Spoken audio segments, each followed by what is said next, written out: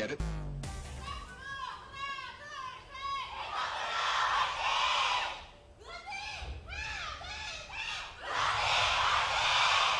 Oh my goodness, the passion from this crowd here in the Soli Stadium.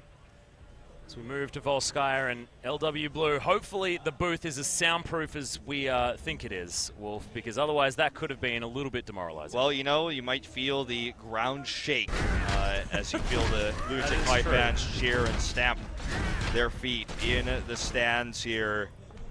So the map pick here for LW, again, I feel a risky one. They will be on attack first as Lunatic-Hai will take defense. Eska already walking in that zone, but we know that's not going to change, and they're going to stick with the comp that's been working.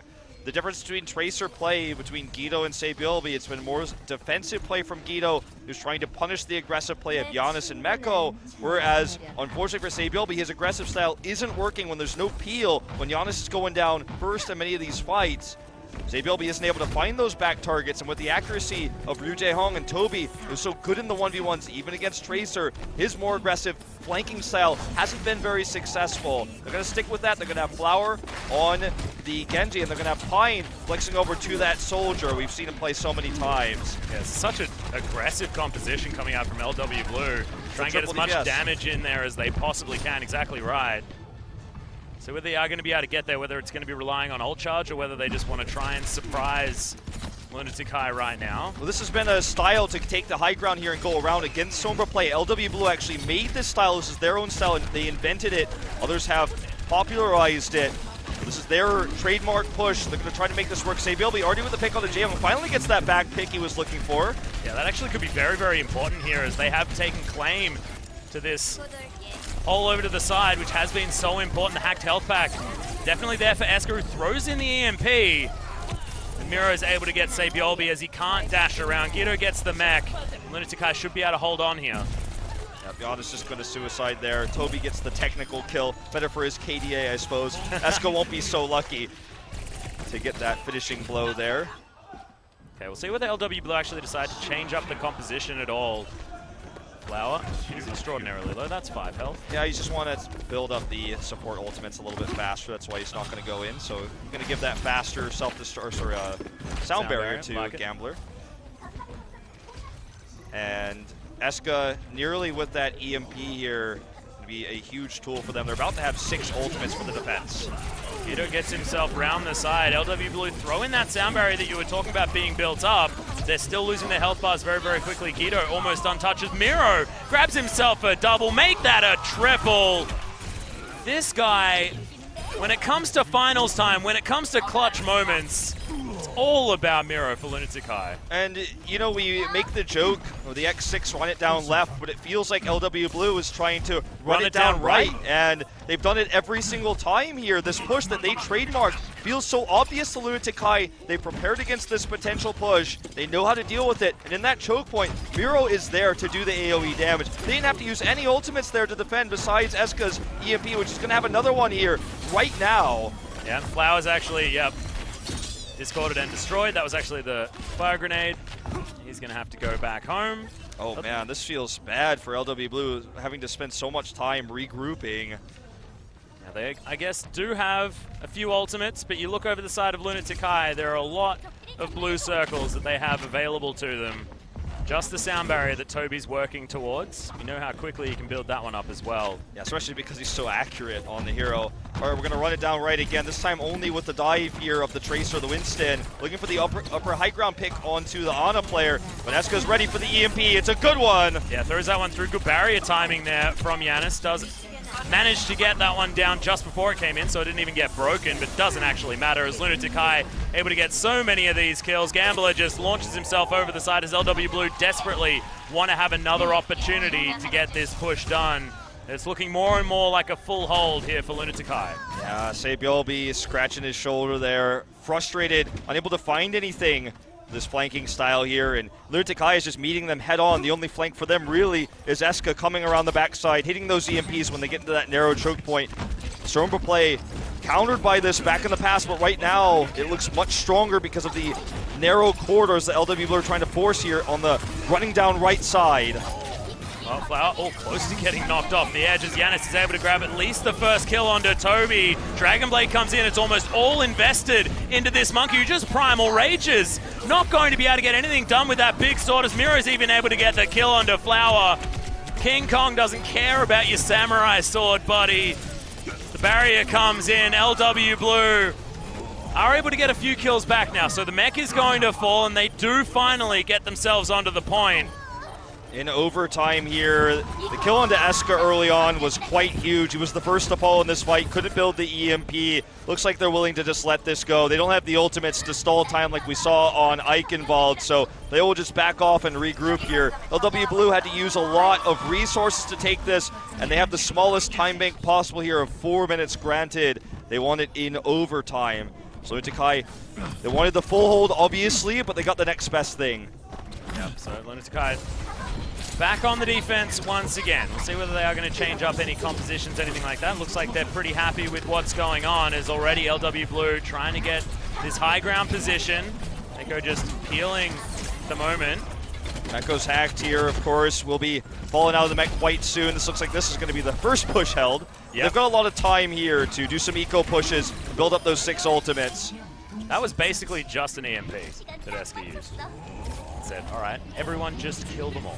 Well, considering that's the fastest charging ult in the meta right now, he's probably going to feel pretty good about that. Very cost-efficient defense for Lunatic-Hai. Azumba builds up that very important self-destruct, the Primal Rage. These tools both support ultimates available here. Yeah, and they do have this Nano Monkey that they can throw in if they want to. Giddo takes some decent damage, but still has that recall. As Sebio will be looking for this flank once again. They've been dealing with this guy's Tracer so well. Outside of Lunatic-Hai. The more defensive approach has been working very well. We see the Pulse Bomb here is taken out immediately by Zumba. He does end up losing the mech regardless. It ends up being a pretty good trade for them as they stave this off. Some kills traded, but nice damage onto Giddo. He's not able to get that consistent work done anymore. Mako's going to move himself around, but Lunatic-Hai, I mean, there's no run back here for these guys. Hack comes in. Eska still holding on to that EMP, waiting for more members of LW Blue to even make it here, to make it worth his while. Jaehong is actually going to fall down, so finally the EMP comes in, and still just a beneficial trade here for Lunatic-Hai. LW Blue just don't have the coordination, it seems. Trying to get this push working at this particular stage. Finds EMP much less effective, obviously, there, and that was one of the big trade-offs. The Pulse Bomb users there for, say, Bilby, he wanted the big one. It only really knocked Zumba out of the mech. It was a trade they were willing to take because so much intense motion was taken by LW Blue to get into that thick corridor there. They used so much of their DPS on Zumba, and then the rest of the peel was there. Miro got the nano boost coming out later on. Fine's going to have another EMP here soon, but so much time was already bought. 4 minutes now down to 90 seconds. Well, Sound Barrier does come in from LW Blue. They're looking for this one, but Jaehong is just going to block them off. Flower now trying to get something happening. Jaehong does fall, so Dragonblade invested just to try and get him down, and Miro's going to be able to answer this with the kill onto Gambler. Now Sound Barrier comes out for Lunatic-Hai. Jaehong's going to be back in the mix very soon, but they may lose the mech, and Lunatic-Hai just don't care about it, because they're just going to be able to pick up all the kills that they want. And they committed to the Dragonblade with the Sound Barrier there. Mei coming out, an unusual pick for Ryu Jaehong here, but it ended up doing wonders for them, splitting the composition in half. And after they lost a few heroes, they still committed to that double heroic, or rather double ultimate, with the Dragonblade, the Sound Barrier, and less tools available now. They're going to have the EMP, the self-destruct. Maybe they can make this combo work. Primal Rage can buy time. But you've already got a really nice setup here for Lunatic-Hai. They've got the EMP, and they have the Mei time buying with the Ice Block. This is going to be one hell of a push for LW Blue if they want to complete point B. Well, Pine does find himself the hack onto Eska, and they get rid of him as well. Easy out there from Pine at the same time. So Flower able to utilize it, hopping over to the Soldier there as well. LW Blue do have an opportunity, but self-destruct comes in.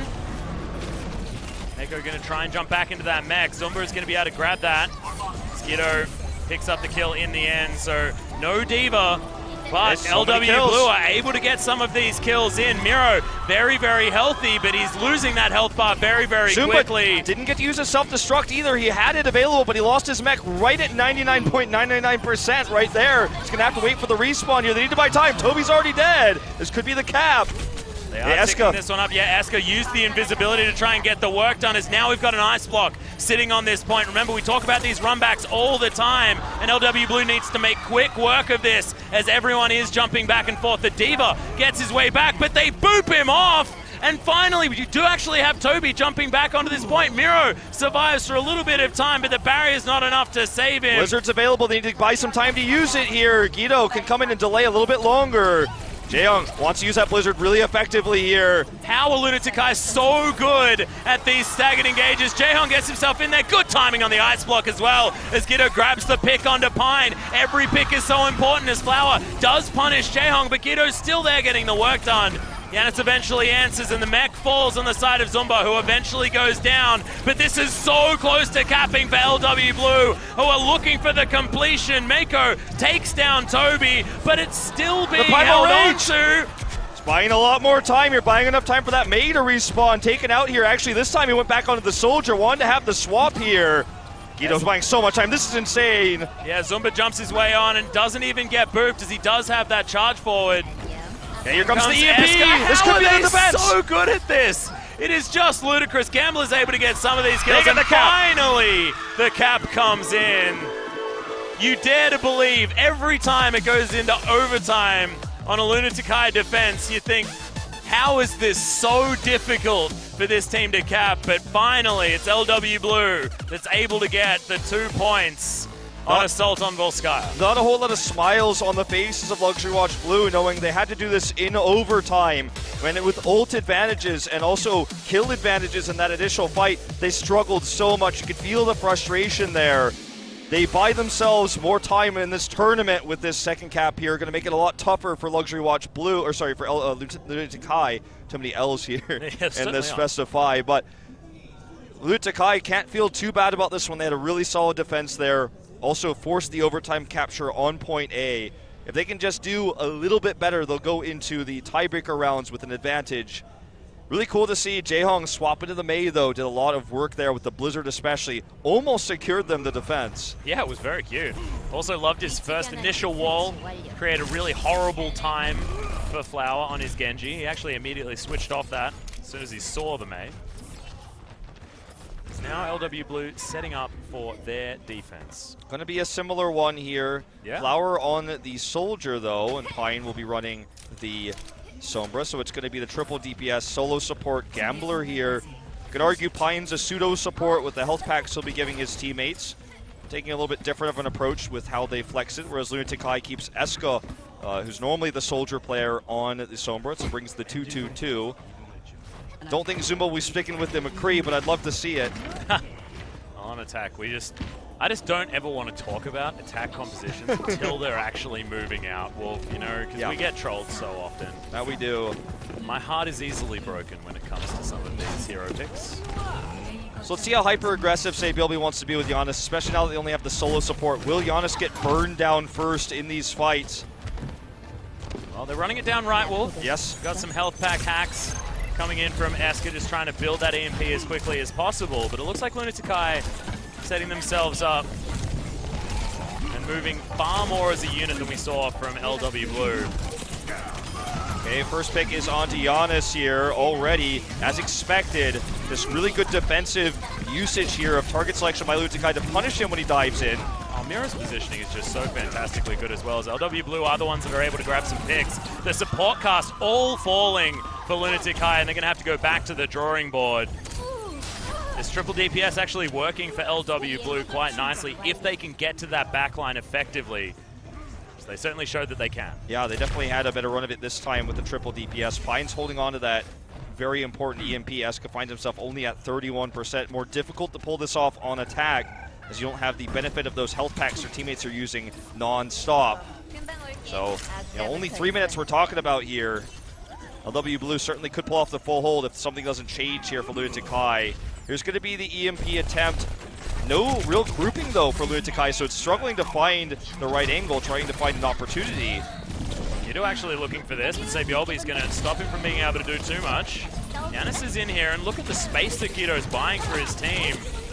Taking a lot of damage, but gets back to everybody else, and Guido has honestly impressed me Okay, this is the way you do it. Sneaky EMP coming from behind. No one was aware of his positioning there. Gets several, but where are the picks? Where are the kills? Just zero follow-up opportunities as the nano comes out, I believe. Jaehong just nanos up his monkey.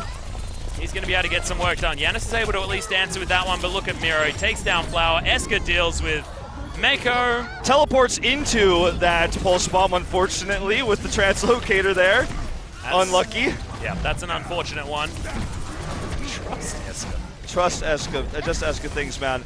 Well, the Primal Rage is committed to here for Luxury Watch Blue. They want to try to hard hold this, using this to buy time, but it doesn't look like it's going to be worth it. That's one ultimate wasted here on LW Blue. The coordination falling apart just a little bit. With that translocator EMP coming out from Pine, it's one of the plays that looks like it's about to start off a highlight reel, right? Where you have this amazing angle. No one sees him, but it felt like he didn't tell anyone about it. He didn't tell anyone about it. Yeah, it felt like literally no one saw him. And the team wasn't ready. Included, yeah. The team wasn't ready to use that, so that was the big ultimate. That was the big shot in the dark for Pine. Looked like an incredible angle. Got so many members, at least 3 there, but no one was ready to capitalize, so ends up being a flop in the end. Yeah, well, Lunatic-Hai just had their support cast in such good positioning. Miro takes down Saviobi here as well. So Lunatic-Hai looking for this push forward. They want to have the superior time bank on this point, as LW Blue are already losing everything that they had. Flower switches over to the Mei here as well, as we'd seen. Pine's actually able to grab himself the kill under the frozen monkey. Yep, does get that out, but does go down before he can utilize his EMP. Ticks coming in here for Lunatic-Hai. Zumba has that self-destruct. They're holding strong so far, just keeping these they got to the second tick here as well. So Lunatic-Hai setting themselves up so well, and they've still got 4.5 minutes to go, and they're getting extended picks. EMP, not the greatest one ever. The sound barrier here to match it as well. But Lunatic-Hai are just stalwart on this point. Eska throws in the EMP. LW Blue were able to get some picks beforehand, though. That is good news. And Eska able to throw out a full big clip, actually, untouched in the start of this fight. Remember, the runbacks for LW Blue are far nicer. As Lunatic-Hai going to back away and start this one again, but they got 2 ticks. That's 2 ticks. That's fantastic here with 4 minutes to work with. They got 2 ticks. You see Jaehong switching back into the Mei yet again, showing the flexibility tonight. Pine, we thought, was going to be the more flexible of the support players since he's ex-DPS, but Jaehong has been definitely showing us some flexibility, switching into the Soldier. Now it's going to be the Mei. So Mei on Mei action here. It's been a long time in the Overwatch meta to actually see that. So obviously Lunatic-Hai with a large time pool to work with and a much easier cap than LW Blue. So despite the fact they used a lot of resources there, they can build up these ultimates again. Yeah, you can see why Mei as well is useful if they can actually break onto this point on the attack. See what the Lunatic-Hai can actually do. So as Miro's already taking a lot of free damage before they get in there, but they have moved their way up to this point at least. Giddo does get the stick onto the mech, so they should be able to deal with that one as Miro takes down Gambler. This could be a massive moment as half the team of LW Blue has already fallen down. Lunatic-Hai, remember, only 1 tick is necessary the to try and here. get this. This is massive. The right click's coming out from Jaehong, who's just showing that he was doing it already on the Zenyatta. It doesn't matter who he's playing. They've got ice walls, and that is going to be a massive time bank advantage moving into the tiebreaker. And finally, for Lunatic-Hai. we see the shift of Guido. He goes in, he's for the first time really hyper aggressive. You could tell the coordination there, the game plan for Lunatic-Hai was to knock Meko's mech out. His mech's gone, there's no way the Blizzard misses. Can't be eaten, can't be defense matrix, so you take the D.Va out of the fight. Good coordination there. The D.Va overextended on the high ground. Find that pick first. Blizzard goes down, right clicks get easier. Saw him get the amazing right click on the Saviobi, and from that point forward, Blizzard already at play. The ice wall's coming out. Jaehong, yet again the playmaker here, this time on a defensive hero on the Mei. But that knockout of the mech was huge, and now they have a massive time bank lead, 248 to work with. Yep, they are going to be attacking here first. Remember, they only need to get to that first tick. Take this one out. Cool. Such an advantage for Lunatic-Hai. LW Blue, their hopes of remaining in this tournament are on the line right here. 5 teams has to go down to 4 today. No one really thought this series was going to be one-sided. People were worried for Lunatic-Hai when they heard that Who Are You was not going to be on the starting roster. But as you said, it turns out this team is a team of champions still. They're going with the triple DPS yet again. Luxury Watch Blue stick with what they're comfortable with here on the defense. The main point is that they are an actual team. LW Blue haven't been playing like that. Unfortunately, this time around, they just haven't had the coordination the Lunatic-Hai have demonstrated. Guido is showing that he is feeling more and more comfortable as we move forward. Took a lot of damage there, but still holds on to that recall. Scary moment here. Fine, yeah. Does get away. Translocation, as you said. Guido just light harassment, but again, mostly defensive positioning here. Waiting for that Giannis dive in to try to punish. But because of this, Flower's given a lot of room to work with. No harassment, no pressure. Even feels comfortable to drop onto the low ground here. Okay, here's that punishing play I'm talking about. Knocking Giannis out when he comes in. Yep. Meko's down as well. Double frontline, both missing from this fight here as LW Blue desperately try to hold on, but they lose Flower. They lose a lot of the damage. Their positioning is decent here, but they've made it onto this point. Big EMP flies forward, but the Divas are going to trade lives. Saviolbi's going to fall. They're almost got the cap. The aggressive Lucio is going to do it, and that's going to be Lunatic-Hai moving on to face Afreeca Freecs Blue in the semi-final. Sad story here for Luxury Watch Blue. The underdogs in terms of fans, right? They were not the fan favorites. They had the crowd cheering against them. They said they wanted to meet Lunatic-Hai in the finals, but it's in the round of 8 where they fall. Losing on the map where they popularized the run-down right strategy to counter the Sombra, but they couldn't make it work the way that Lunatic-Hai did. The more aggressive play from Giannis, who just recovered from his injury, coming in, didn't feel like the team was as coordinated because he was simply hospitalized. He wasn't sitting in a hospital bed practicing. No, he wasn't. So coming in here, definitely the more aggressive play style from Giannis got punished by the defensive tracer play that we saw coming out from Guido. And I think that was the big shift for Lunatic-Hai tonight for Guido. No longer just trying to be the playmaker, diving deep with the Genji. A more defensive tracer today, really counteracting the aggressive play style Meko and Giannis. And we saw it there in the end. Meko and Giannis both get taken out there as they dive too deep. And that was it. That's all she wrote for Luxury Watch Blue. Still that elusive Apex Finals for them just feels a little bit further away now. Yeah, each season gets harder and harder by the sounds. It was the semi-final that they fell down in Season 2, and now not even able to make it to that particular point. Of course, quarters is definitely a good idea. I mean, a good story to take home and tell you folks and things like that, but you don't want a round of 8 finish. You want either that top 4 finish. You want that #1 spot here in Apex. And Lunatic-Hai, of course, the challenges continue after this point. This was an LW Blue that was somewhat hamstrung. They did get their full roster back, but Giannis did not look like the player that we were expecting moving in here. LW Blue had a really easy run in the round of 16. Their group was not all that challenging. They had teams like Flashlux that they were rolling over, honestly, but they still looked like they were doing it in style. I think you have to give credit to Jaehong here as well. His flexibility onto the Ana looked really good. Onto the Mei as well was fantastic. That's what I meant to say. The Ana was like, let's